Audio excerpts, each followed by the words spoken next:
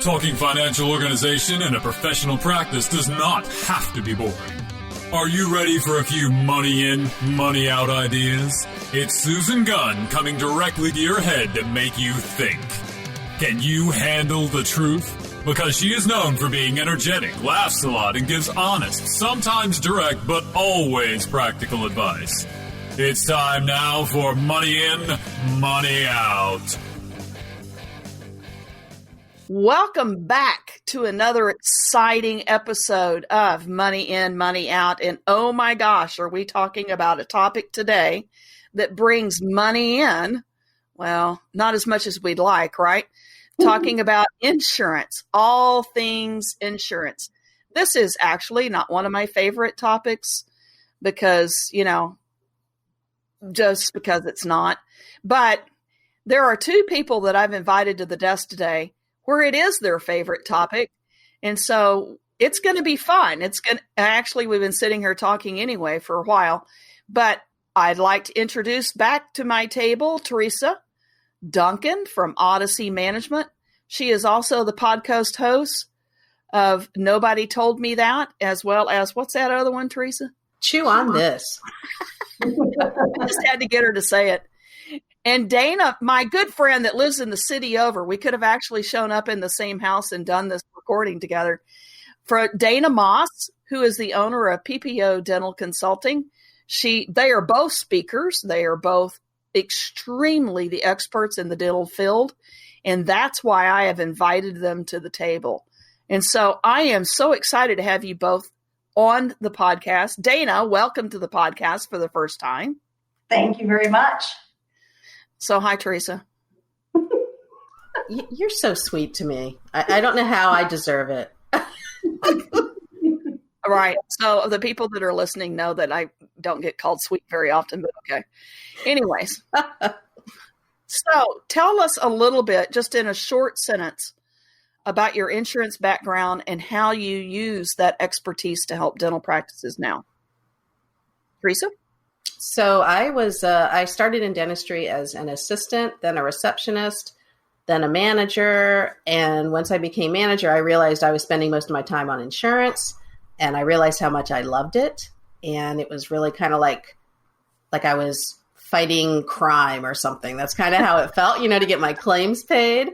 And that opened me up to the real business side of dentistry. And I started helping other offices. And then it just, somebody put a microphone in front of me and that's all she wrote. And she hasn't stopped talking since. It's unfortunate, but true. Dana, tell us about you. All right. So I was a stay-at-home mom. One day I was watching TV, watching Days of Our Lives, eating bonbons. And my brother called me and said, hey, can you come help me answer my phones in my dental practice? He had just graduated dental school. And I thought, how hard is that going to be? Sure, I'll come help you.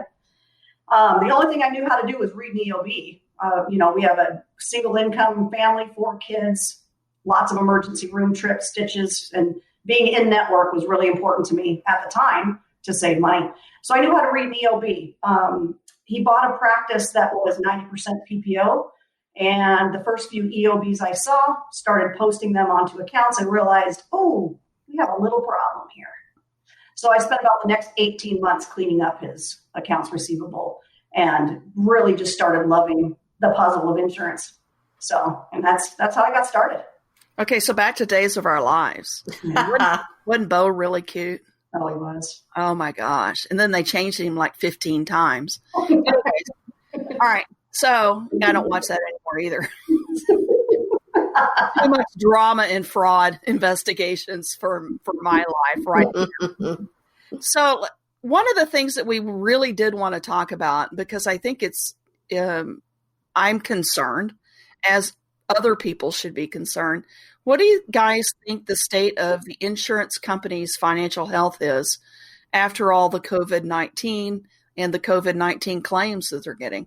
You're talking dental or medical? Well, both. I think probably one of the leading insurance companies that are probably making a big stand right now is Aetna. Starting to, cut fee schedules. They're starting to cut their TPA lists. They're eventually going to put themselves into a MetLife Delta dental situation. So I think that was, due to part of COVID. And now they've just really tightened their belt strings for sure. So I know that some of the bigger companies out there, the biggest ones, actually are okay because they're actually doing really well. Their margins are great because they didn't have that much to pay out. In fact, the PPE, in my opinion, my humble opinion, a lot of the PPE payments were made because their ratios were sort of upside down. So in the insurance world, you have to pay out a certain percent in order to be compliant with the law, the regulations. And if you don't pay out, then you have this surplus of cash. So you got to do something with the cash to stay compliant unless you get a waiver. So PPE was a great way to pay out, but there was actually a lot of surplus on some of the books for some of these, the bigger insurance companies. And but that doesn't mean that they're not going to cut, like Dana was saying, that they're not going to try to improve their positions. I mean, this is still a business. So, and now that they've taken, most of them have gotten rid of the PPE reimbursement. But I don't think that's coming back unless we, of course, have another pandemic. But I think everything is coming back to normal for them. But yeah, a lot of them had a little bit of surplus that they needed to do something with. That must be nice. Well, I wish that they would loosen the purse strings on the negotiations because that's one way to do it. But you're right though with the TPAs, the third party administrators. I mean, they're trimming at this trimming, but I think you're going to see a lot more consolidation in that. Dana, you're probably already seeing it. The TPAs are consolidating, which is good for offices because it keeps it more simple. But honestly, it's bad for offices because there's less leverage for negotiating, which is what Dana gets into. Yeah. Yeah. Can you actually really negotiate? Yes.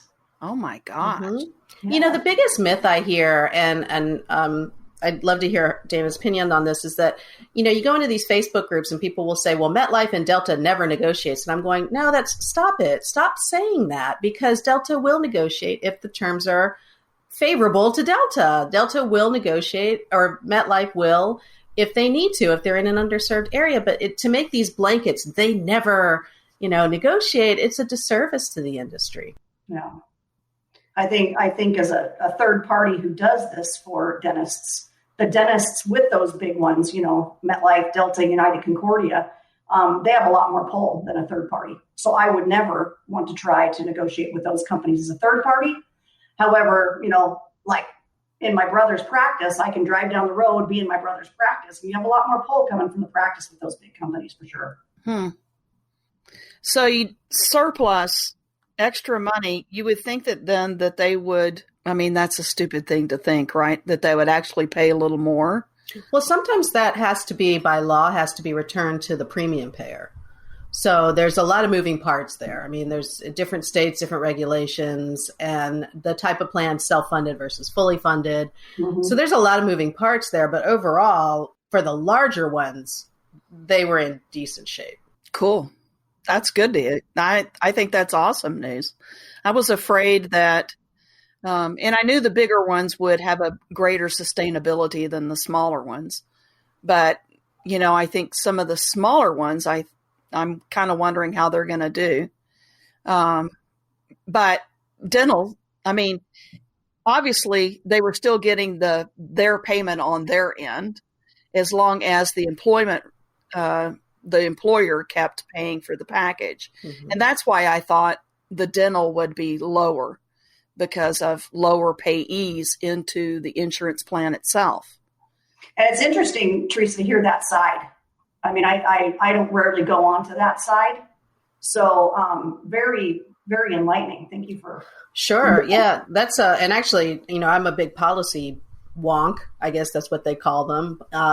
But reading the other side of the insurance is really what I like to see what goes on, the actuarial part, how they determine their premiums, when did they decide to go into a different market. I mean, that stuff really, that gets to me too. I love it. So anytime you have questions about that, Dana, let me know. Sure. Thank you. So on the other spectrum, as far as COVID, let's talk about like in the dental practice. Teresa, are you seeing retroactive policies and then having to pay those claims back because of COVID? 100%. Yes. Yeah. And in fact, I did an ADOM live when this pandemic started. And that was one of the things I watched. And I said, if you do your eligibilities, this is the time to keep track of your eligibilities, because you are going to get retroactive requests for payment, because the HR departments also were sent home, also were furloughed. Right.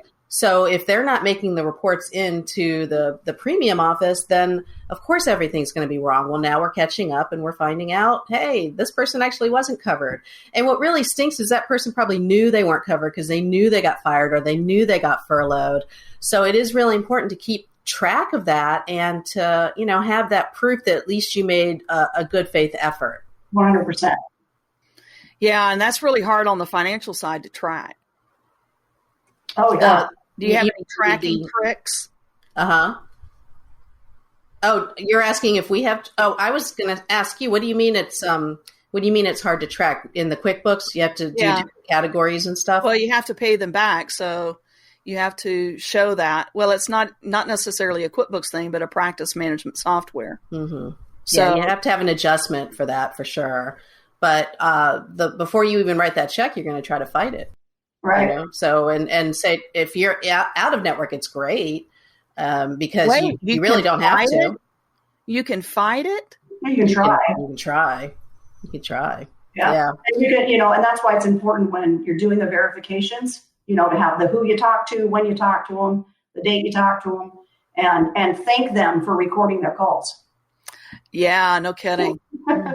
Document. Yeah. It's the name of the game. And that's that's in the part of the fighting for it that you go back and say, feel free to go back to that recording on this day when I talked to this person and they said that, yes, they were covered. Yeah. So that's great. And also, I don't know about you, Teresa, but when insurance company requests money on the phone, mm-hmm. I'll never send money without some kind of a tracking number or a piece of paper, a paper trail. Yeah, that's something else too that I see in groups is saying, if they overpay or whatever, just send the money back. Never ever send money back unless there's a request for it, because it will just float around in the ether, and somebody like Susan will get really mad when she's going through the books. Yeah. Where is that check? well, they don't know what to do with it. And I've had people in my classes that have worked for companies saying, don't do that. They get pushed from department to department, and then eventually it just disappears. So I was told that by somebody who works in a company, so don't do it. The ones that are really hard to track, and it's gotten better over the years, but the ones that are really hard to track is when they take the money out of another claim that they're paying. Oh, yeah. And so they reduce a claim payment for the one that they want back. And they just do it, period. Hey, you owe us money. Here, we're taking it out of this. And that's the ones that are really hard. But you do have to have the specific adjustment for that, which is why I recommend having the top 5 insurance companies having a separate adjustment for those top 5 insurance companies, mm-hmm. so that you can track specific payments and adjustments to the payments and whatnot. And you can write on that check that you send in that you intend to appeal. So I would want you to send in, if they ask for money, send it in, because, and I'm sorry, I may have not said that clearly in the beginning, send it in, but intend to appeal, because you don't want exactly what Susan was saying, to have it taken from another check. Correct. Yeah, but it used to be. Minnesota has Minnesota Cares, and I had a client up there that had just a big, fat, hairy mess with them taking money back out, and they would just do it. They wouldn't even notify until they were paying something else, and they'd take it back. And it's like, okay, how do you track that? Well, that Minnesota Cares contract, I mean, lots of Minnesota offices are on it. It's not weighted towards the providers at all. Oh, not at all. At all. So if you are a Minnesota Cares provider, you should get a copy of that book, because like Susan said, they pretty much can do what they need to and then notify you. So yeah, be careful of that. Yeah, absolutely. Well, what else are you seeing for trends? Or a breaking industry? On the negotiation side, this is when Teresa was telling me how they have a surplus, and I get the moving parts and having to refund. But a lot of the doors have been shut pretty early in this year to a couple of big players that usually negotiate with their, with us. and they've already shut the negotiations, and they're blaming COVID. Oh, that's interesting. Well, we can blame everything on COVID. Yeah. I blame everything on COVID. I'm going to say, yeah. I mean, don't you? I blame everything. What's the reason I've gained weight? It's COVID's fault. See? Exactly. COVID 19 pounds. That's what that is. No kidding. I found them all. The other thing I'm seeing too is there's a lot more Medicare Advantage plans that are coming out. And those are not as cut and dry as they seem to be on the outside. You have to make sure that you have some sort of arrangement with Medicare, with CMS, in order to take those. And that doesn't mean you sign up to be a Medicare provider. It just means your name is on file with them. And I'm not going to get into it because it's a whole webinar that I don't really want to give. There's other people that are experts on it, but there are so many Medicare Advantage plans being sold, and it's a supplemental to Medicare, which of course doesn't have a lot of dental benefits. And there are so many seniors out there, millions, that this is becoming more and more popular. Careful now. Careful. Well, present company accepted. Careful now. I don't have that many gray. You might want to look into this, Susan.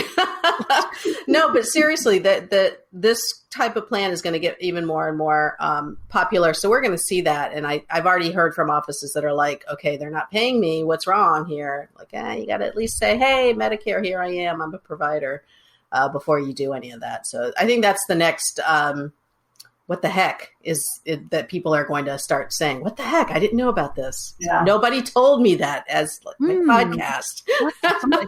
Somebody should make a podcast with that name. Are you seeing that too? Doing a lot more Medicare Advantage plans hitting the market in your area? Absolutely. Absolutely. Two big names, Humana and United Healthcare. Golden Rule kills me. All over the place. So yeah, I'm seeing it for sure. United Health. Say I need to write that down. Is that the one I need to get? No.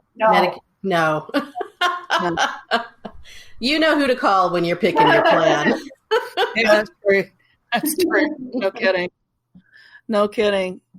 Well, so I would say, from listening to you guys, that one of the top mistakes that people can make in insurance is not negotiating. Is that right, Dana? Is that what I'm hearing? Yeah, I mean, that's one of the things. Can we jump to that real quick? Yeah, I want you to. So when you go to negotiate, a lot factors into what the practice's office fees are. So there's times like when I'm having conversations with dental practices that their office fees are lower than the 40th percentile. Well, insurances want to see a massive write-off, right? They don't want to see a 20% write-off. They don't even want to see a 25% write-off. They want to see a massive write-off. So billing your office fees on the insurance claim form, I think mistake number one. If they're billing their insurance allowables on the claim form. Teresa, I still see practices doing that. It drives me crazy. And I'm trying to be gracious about it when I hear it, but it's like, if you're submitting these low fees, then no wonder our UCR never goes up. You're killing the curve for the rest of us. And I think when I say that, they kind of go, oh, I never thought about that. Yeah, from a fraud side, I'll tell you, I hate it when people file their fees. And Teresa and I have had this argument for years about the filing of the fees versus filing the UCR. And it's so much easier to keep a protected practice from having any insurance embezzlement if they did file the fees. But I totally get filing. I mean, if they filed the insurance's the PPO fee schedule. Yeah, the PPO fee schedule. Versus. Yeah, let's talk about why do we bill our office fees? Why do we bill our office fees on the claim form? Well, the ADA tells us to. Yeah, your contracts tell you to. Yeah. So the contract dictates that? I guess I didn't know that. The insurance companies tell you to.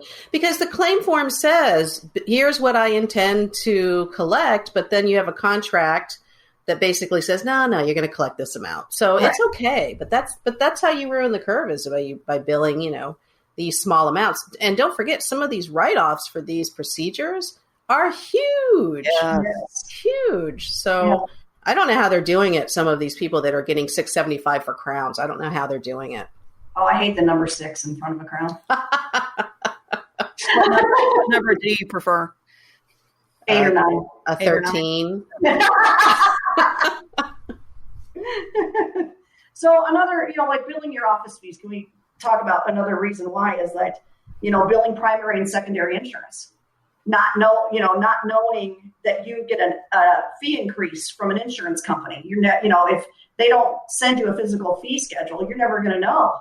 So practices, I had practice just last week not last week, 2 weeks ago, just started billing their office fee. They didn't know they had an actual increase with an insurance company because they were submitting an old fee schedule. So there's so many different reasons to bill your office fee. So, but for me, that's probably the number one mistake on a claim form is not billing the office fee. That's one. Okay. What's another? Using old codes, not realizing. The occlusal guard codes changed a year ago, and you would think, nobody opens a book and sees that it's been changed. So every year these codes change. Frenectomies changed this year and exploded into 2 codes, and the occlusal guards exploded into 3 codes. And you would see all sorts of stuff on the group. So why aren't my occlusal guards getting paid? Well, you're using old code. And a lot of that, I shouldn't be frustrated because honestly, a lot of that is because they just don't know. I think a lot of these team members, if they just knew, they would do it. Yeah. But when they're finding out from Facebook how they should be doing insurance, there's a big gap in training in the office. 100%. Facebook should not be your insurance coordinator training. Okay, Teresa, what do they need to do? Teresa, could you say that one more time, please? Facebook should not be your insurance coordinator training. Can we just back that even up a little bit more to say Facebook should not be your office training? That too. Yeah. Yes. Because you will download somebody's OSHA manual and it'll be wrong. You will download somebody's personnel manual and it will be wrong. Come on, people. Well, that and, anyways, I don't want to go that direction. But we say this with love, though. We really do. We're joking about it. We're frustrated, but we would love it if everybody did it, because not only would we make our jobs better, but honestly, I would feel so much better and sleep better at night because there's so much loss going on because of that bad training. Absolutely. So what should they do? How do they get that training? Because let me just say, from the doctor's perspective, how many things they have to frickin' juggle. And so it's like, okay, well, I can just hear them say, that's just one more thing. So how do I make sure that she or he at the front desk is filing the codes that are supposed to be on there? So at the bare minimum, I think it has to be that you get an updated code book, and the ADA coding companion guide is great. So at a minimum, get an updated coding guide every year. Take at least 1 to 2 webinars a year on new insurance stuff. People give that all the time, not just me. And also your insurance companies now, they're putting out webinars and how-tos and all that. So it's a matter of seeking out that knowledge. And it's just like you wouldn't operate with the same composite material that you had 6 years ago. Things have changed, and it's the same thing on the business side. Dana's job 10 years ago was just like a dream. And now it's a very competitive industry full of, good superstars like her, but it's crowded now because everybody's seeing that that's a business opportunity. 10 years ago, you wouldn't have that. So what I'm saying is, if you're practicing operating business-wise 10 years ago, the same way today, you're not seeing how big that growth is and the opportunity to maximize on that.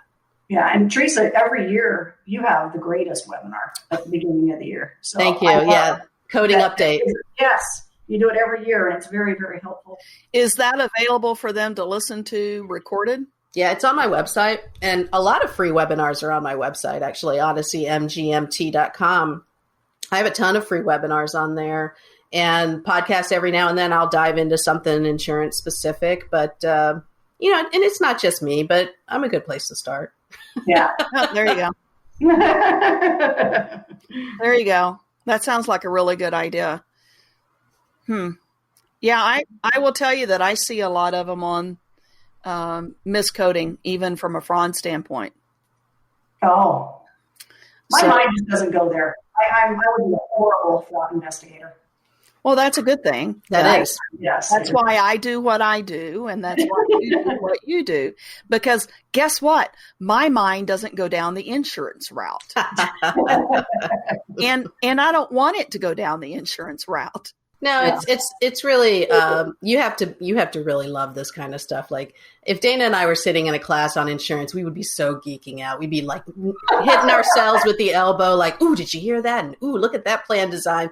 And Susan would be asleep next to us. I'd be on my phone. That's the way it is, though, right? You have to really love and be passionate about what you do. Yeah, and it's the same way when Janice Jansen and I go to a fraud convention or something. We're like, totally, where are you going to go? What class are you going to take? The other thing, too, that I'll say, one of the big issues, and talking about how secondary insurance is so impactful in our offices nowadays, Dana touched on it. You have to have the right fee schedules, or you have to have your fee schedule so you can catch any increases. But the write-offs that come with secondary insurance are a big opportunity to lose revenue. Either they're writing it off or it's, padding the account so that embezzlement can happen. But secondary insurance, anytime I had to do cleanup, and Dana, maybe this is your case too, anytime I had to do cleanup and the doctor called me and said, I don't know why I'm writing a ton of refund checks, or, where'd my money go? I don't understand why I don't have any money in insurance. I'm doing so much. Almost always it was the secondary insurance adjustments that were killing them. Yeah. And, or leaving, like I said, or leaving them on the account and letting it be the patient's money when it's not. Right. So that'll be one of the first reports that I run when I go into a practice as a credit report. And then I look, are they billing secondary? So yeah, it's huge. And the credit report, too, something that a lot of people don't realize is that depending on your state, you actually have to give that money to the state after a certain period of time. So you really can't keep, $300 on the books and not let the patient know. They have to have the option to either keep it on the account or they can request the check back. But you have to do something. You can't just hold on to that. Yeah. Usually it's mostly 5 years that they have to return the money. And so... And I have a whole section on that in the book, Money In, Money Out, about how to provide the patient reimbursement checks if they are valid. Yeah. So, yeah, it's really good because it gives them another marketing opportunity to be able to do that.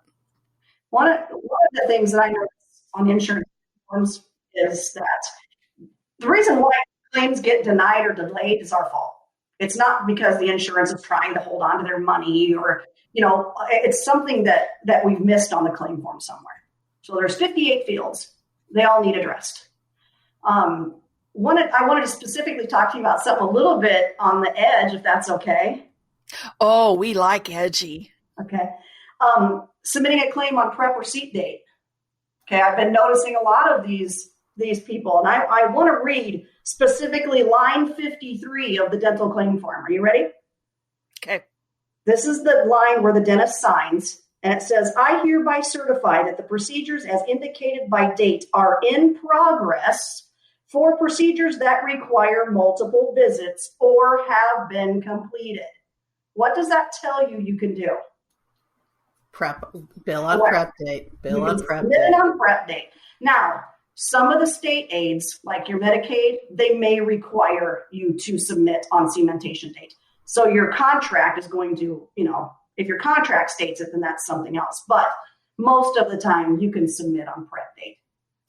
Okay, so I will tell you that specific thing I have read in Facebook groups, them arguing that it was. They even say, they'll even say, but it's against the law for us to bill until it's been cemented. And I'm going, pretty sure that's. So I'd like to hear your opinion on it. Oh, no, I'm 100% with you on that. I bill on prep date unless I'm told otherwise. And typically the only company that's going to tell me otherwise is Delta. And of course, some of the state programs. But Delta, they bill on seat date or they pay on seat date. That's fine. So I'll hold my claim and bill it out on. I will still bill the buildup on the day that I put the build up, but then the crown, I'll bill that on the seat date. That's not a big deal. But for the rest of this, I mean, really, they're the only ones I have issues with. And let's talk about Cigna. But I'll tell you one thing too. Let me just add on to that. If you read this in a Facebook group and somebody's getting really like ferocious about it, it's against the law, like you were saying. Unfortunately, what that tells me is that person has not attended any kind of CE in the last, I would say, since 2012, because that's when the claim form changed. The 2012 claim form prior to that said, I certify that procedures are completed. Then the 2012 one came out and said, in progress or completed, and that's when it changed. So if you think about it, that person really hasn't taken some extra classes on this since prior to 2012, which is kind of frightening if I'm a practice owner. Yes. Yeah, no kidding. Yeah. So I think if a lot of the practice owners read some of those posts, they would be frightened. I know I'm frightened when I read some of those posts. I just, first thing I want to do is hug them because God bless, they don't know what they're doing. Yeah. And then the other part of me is like, oh my God, you need to take like 1 million classes. Here's a list. Well, the only ones that frighten me are the ones that are adamant that they're the experts. Yes. When you just go, pretty sure, especially when they start saying about what they need to do for fraud. That always concerns me because that gets into legal. But, which this does too. So Dana, talk to me about Cigna. All right. So we all know that so we build the build up and the crown prep on the same date of service and we send it to Cigna. Cigna pays the crown, but tells us that the build up is inclusive of the service, right? What drives me nuts is office managers write that off because they think it's inclusive of the service. It is not. Call Cigna with your prep date and your cementation date. They will pay the build up. Don't write it off. And I still tell people this day that people are like, I can collect that build-up money. I'm like, yeah. You have to fight for build-up money. Yeah. You have to, because a lot of offices or a lot of carriers will do that. But most of the time, if your documentation shows that the build-up is there, you're going to get that paid. But what will really help is if your clinical notes tell me that you've got some millimeters of tooth missing, that a cusp is missing. You have to know, you have to put that stuff in your notes, provided it's true. Of course, I'm not saying make it up. But intraoral images too. Give me an intraoral image of that tooth that's so shelled out it couldn't support a crown. And by the way, they're asking for that anyways. Yeah. They're asking for these intraoral images anyways. So use those. Don't just take them. Just use them to make your appeal. I don't write off a lot of buildups. But to your point, Dana, there are times when doctors have come to my class and they've said, we don't even bill for buildups anymore. We can never get them paid. And I'm just oh my gosh. Like I just start twitching. But money left on the table. That's what this podcast needs to be named. Yeah. Left on the table. Yeah, no kidding. Wow. That's so just in that last 3-4 minute conversation, we have actually given the practices a revenue source. 100%. That's incredible. I appeal everything. Appeal everything because honestly, that's how you find out the boundaries. Yeah. Appeal everything. You can tell I was an ornery, curious child, can't you? Get the patient on board too. Send the patient everything you've sent the insurance company. I didn't need that last statement from Teresa to know that she was an ornery child. But really, kind of all three of us fall into that category. So, Dana, can you expand on that a little bit? How often is it successful for you for the people to go to HR and have HR help? How successful is that? Extremely. Wow. So, and if you think about it, as long as the dental practice and the insurance company keeps doing this, the only people that are winning are the employers that pick the plans. I mean, we need to get the employers involved because half the time they don't know what they're buying. They know it's cheap. Right. As a matter of fact, my brother, he has a patient of a CEO of a big company and he ended up needing an implant. And the company had no implant coverage. Guess what they had the next week? It's true. It's true. Yeah, you can do that. They're the only ones that can make the changes. Right. So, yeah, very successful. Do you recommend they pick up the phone or send a letter or? Either just go in. Well, I used to say go into the HR office. Yeah, I can't do that now. But I mean, now you can email. Sure. Mm-hmm. But I mean, you're sending your information via email, and that's a whole other podcast. Let's not go there.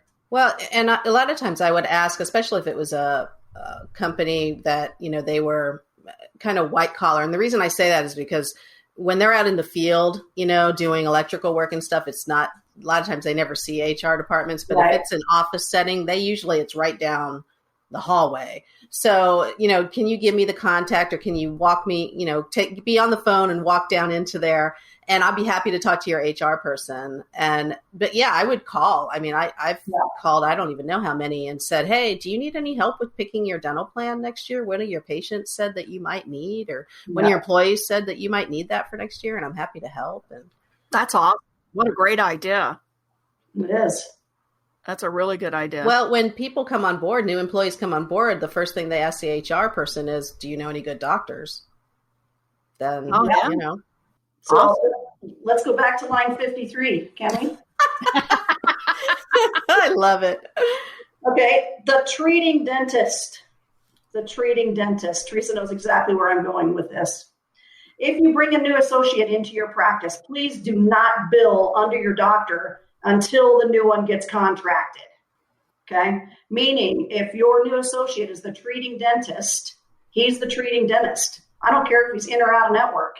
And you should never, ever put your doctor, who's the owner doctor, on that claim form as the treating dentist just so it stays in network. But and wouldn't that be insurance fraud? No, because you intend to collect that amount. No. I'm talking about the first part. Oh, no. yes. No, she's billing but you're billing under the treating doctor. No, I said, Susan's asking, like, if they put not the treating dentist on line 53. But the owner. They put the owner doctor. Oh, Yes, that's fraud. I would, that's that. I don't teach that either. So, that's a little messy. I see it done all the time because they want to be in network. Here's the other thing too. So the owner dentist, Susan, you'll appreciate this part, is the fact is that if the associate's going full speed and the veteran doctor is going full speed, all of a sudden the volume of patients that the veteran doctor is seeing is now doubled. And in every computer system owned by a carrier, that will flag them as a suspicious account.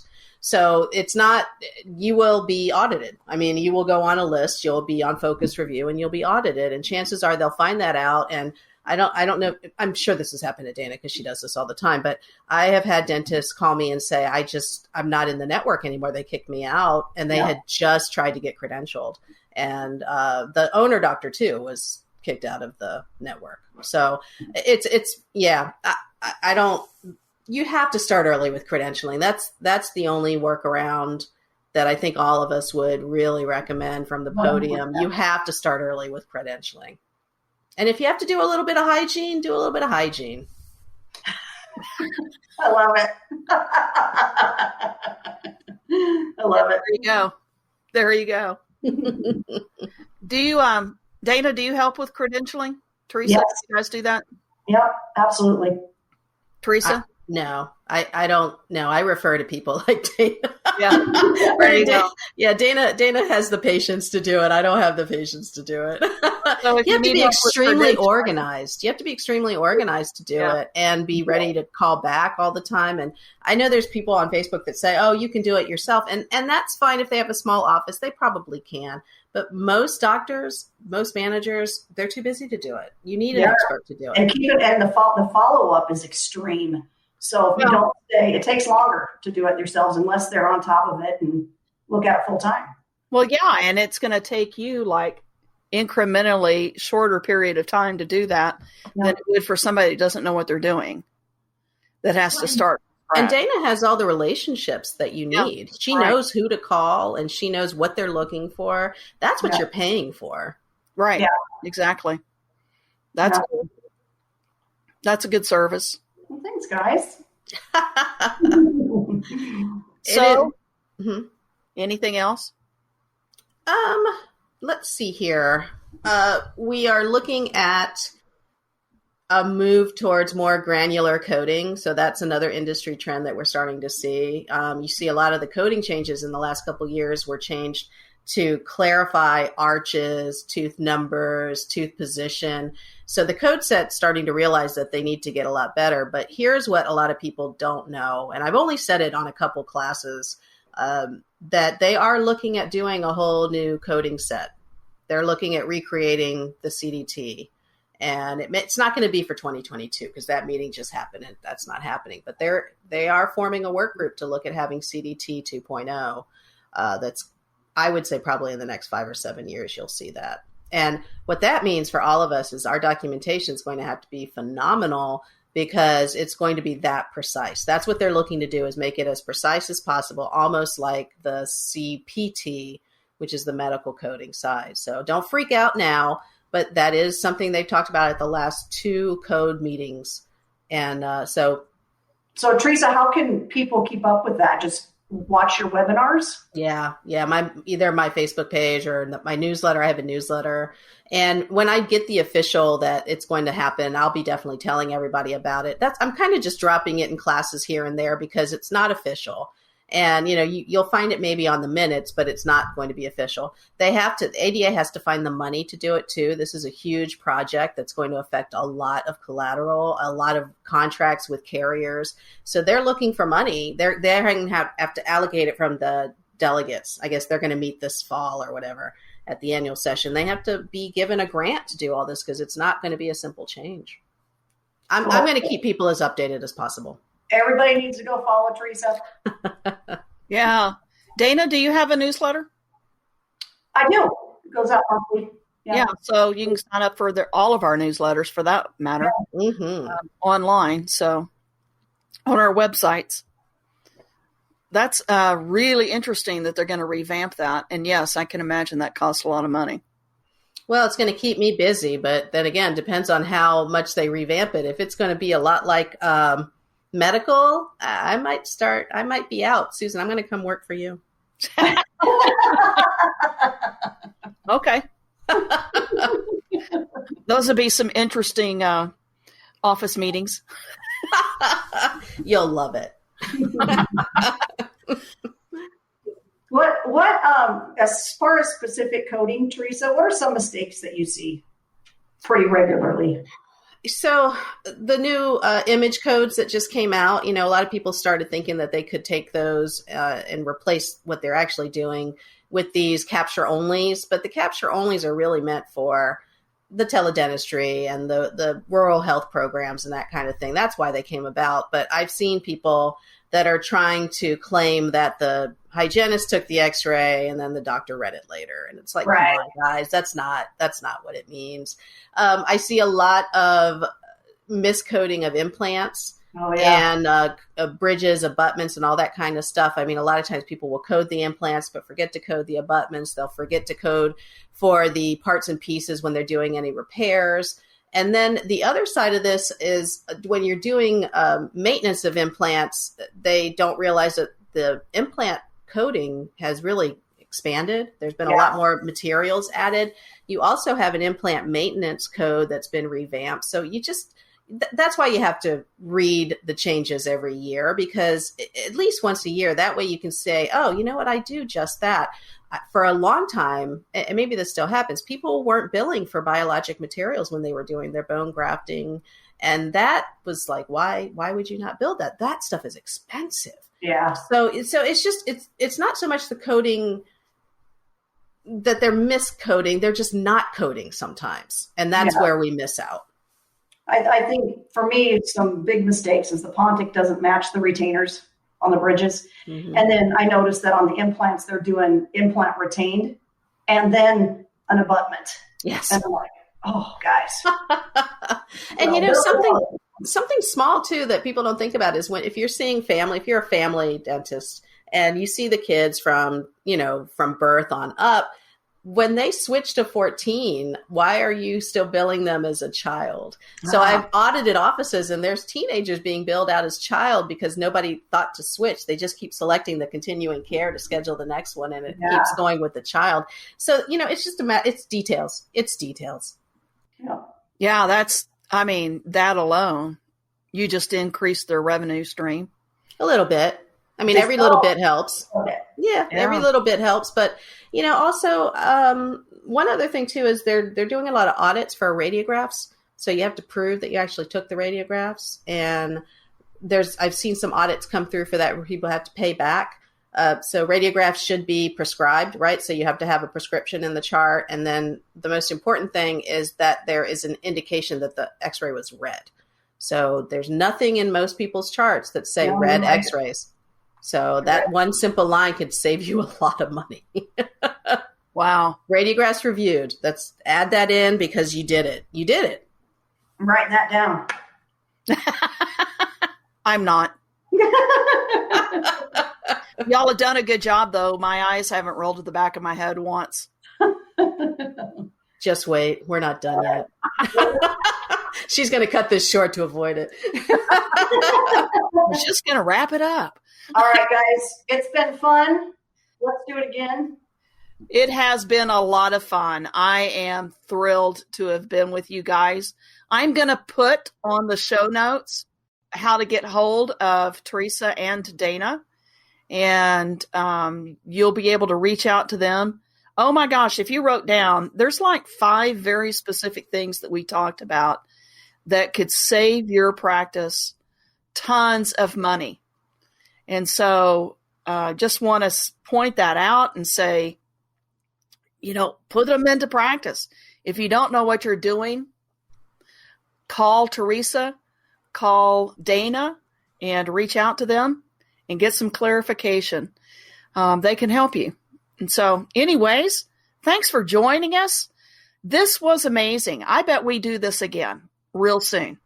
And so I am thrilled to have them at the table. Thank you guys. Hugs until we can see each other. And hugs to my audience. Thank you guys so much. If you liked this broadcast and it has saved you, trust me, this is about money in, money coming to your table. I can't get more about that.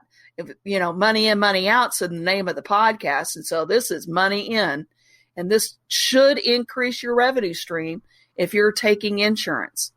And so,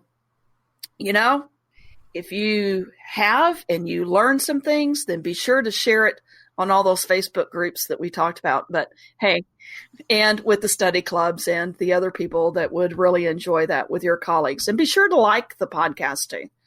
Take care. And until the next time, signing out. That's a wrap for this podcast of Money In, Money Out. Thanks for listening. Be sure to write down the most valuable tip you learned today so you don't forget it. And remember, you can find out more about all the valuable books and services Susan has to offer at www.susangunnsolutions.com.